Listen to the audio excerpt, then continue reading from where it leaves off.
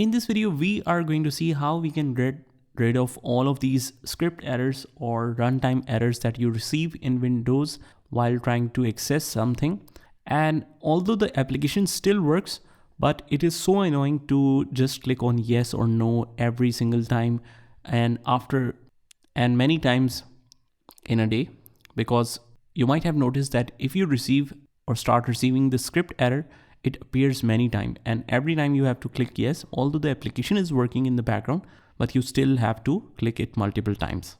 So here is how you can disable this. Just remember that it will not resolve the backend problem, but it will disable these errors and prevent them from reoccurring over and over again. So what we can do is just open up the start menu and just search for internet options. Here are these.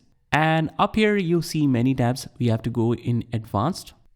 And here it says disable script debugging. Just uncheck that. And if you have an option of enable script error or something like always show the script error, you can uncheck that as well. And also it says, let's say that you want to hide all the HTTP error messages as well. Just uncheck that. Click on apply and click OK. And after that, you might need to restart your PC in order to make this effective. And that's how it works.